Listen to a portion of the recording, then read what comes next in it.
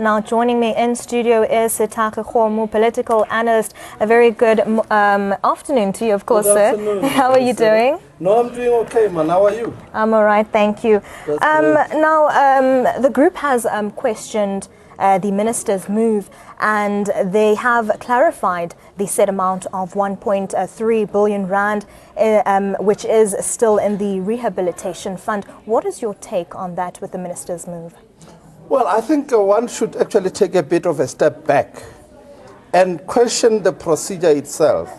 That is, in the first place, why is it necessary for the minister to take the action he has taken, namely to apply for a declarata at the High Court?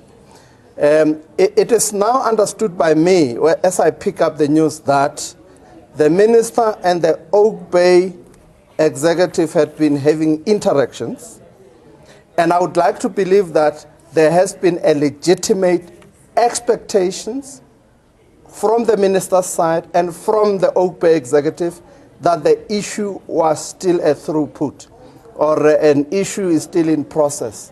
What then comes to question is whether the minister, in making this application, had gone back to the parties that he has been interacting with, that is the Oak Bay management, to say, this is what I am going to do. It raises a question of whether there is a breach of trust that I believe had existed when the interaction had taken place. And therefore, a legitimate expectation had existed between the parties that let us look at how this matter with the banks will go through. It should be actually a very shocking development to Oak Bay management that the minister did what he did. Therefore, it then raises the question of procedure, the right to procedure, in terms of the legitimate expectation of Oak Bay from the minister as a minister of state that they believed would be able and willing to address the issues. So the other big question is the amount of money, 6 point what billion that is being spoken about. It reflects the transaction that allegedly occurred in the banking system involving Oak Bay. The big question is, did Oak Bay give consent to the publication of that information? If they didn't, then that constitutes a violation of their rights in terms of the protection of Private Information Act. Because now we know that Oak Bay lawyers have confirmed that their client is ready to furnish details of the alleged suspicious transactions, and it seems as if the case will be exposed in some way to the public. Well, my view is clearly that the big question should be on the procedure, the legitimate. Where do they stand in terms of the interactions that they've had with the minister regarding their request for the minister to assist them in addressing the bank issue? The question is, what is the status of that? Before anything else comes into the picture, the question is, where is the status? The minister had the duty to tell them prior to taking the action he has taken that this is where we are with regard to that. It's a very serious breach of trust. The breach of faith that allegedly exists between the role players here, that is of greater concern. To me, that's a very big question.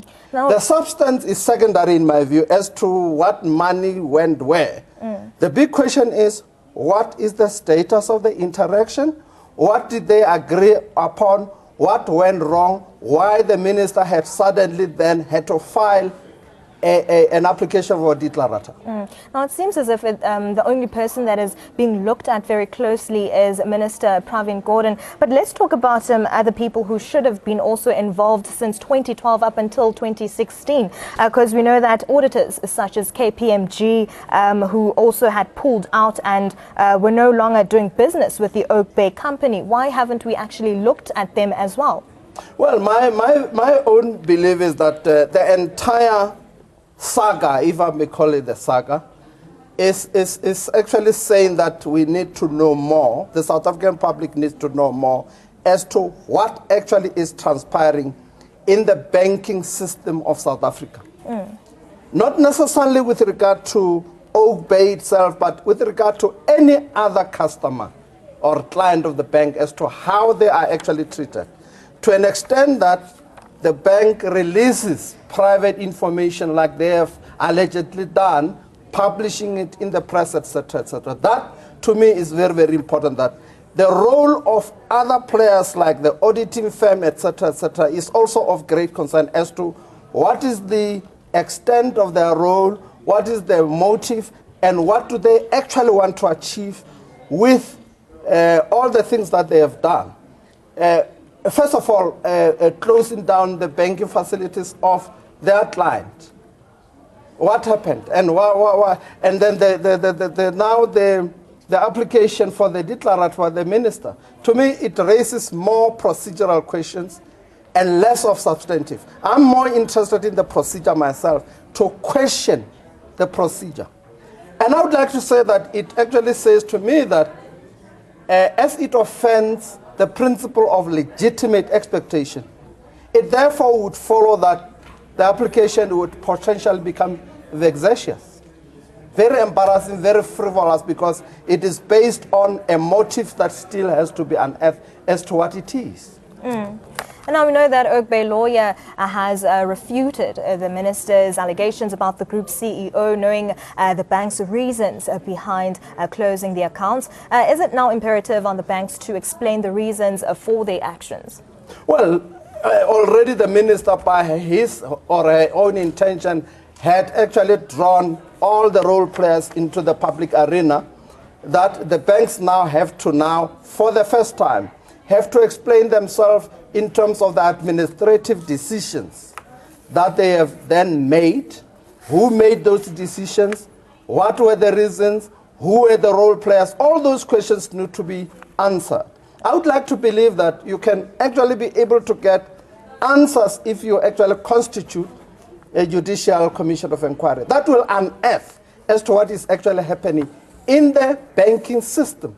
Not necessarily on the issue of Oak Bay, because it should be a tip of an iceberg.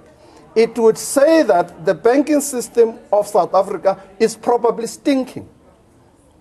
And therefore one would like to believe that there should be many victims of administrative abuse by the bank.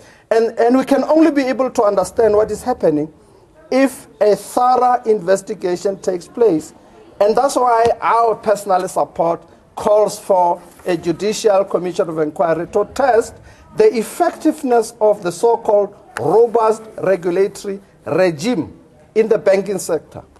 Now, talking about investigation, let's look at the Financial Intelligence Center, where it had a detailed 72 transactions made by the Gupta-linked companies between 2012 and June 2016. And we know that Finance Minister Gordhan also attached in his application that document from the FIC. What is your take on that? Well, I would like to say to you just that, just the very action of the minister taking that type of information, it already constitutes a delict.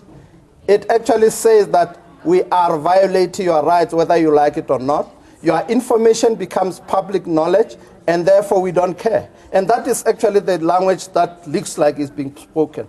I would like to say that a delict had occurred unless Oak Bay had said we consent to our information be made public. That would change the whole picture altogether. We will need to actually understand as to how it came about that the information, private information belonging to a person called Oak Bay Limited and all the association subsidiaries have to become public knowledge and published as it has been. The big question then would be, how did then the minister get involved, and at what stage did he got to understand and get to know the extent of those transactions that we are talking about? And also, what did it do in terms of the interactions that they had with the Oak Bay management when they said, please, minister, assist us in resolving this issue with the bank? That we don't know at the moment, and we are very keen, obviously, to get to understand. But where we are now, the application by the minister appears to me to be vexatious, embarrassing, frivolous, because it touches on procedural rights of people. unless the people have actually expressed a waiver that the minister is right in doing what he has done.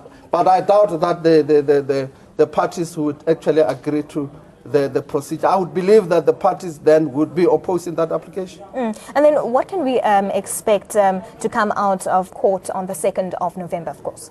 I would like to believe that Oak Bay lawyers will oppose the application of the minister on the basis that it is offending the principle of legitimate expectation arising out of the interaction that has taken place between the minister and the management of Oak Bay and associated companies, and that it amounted to a vexatious, frivolous intent, and therefore not advancing the administration of justice. Thank you so much for your insights, sir. We were joined by political analyst Sethakgi Kgomo in studio, as we know that the Oak Bay Group has denied any suspicious transactions as alleged by the Finance Minister Pravin Gordhan in his affidavit filed in the North Gauteng Higher Court.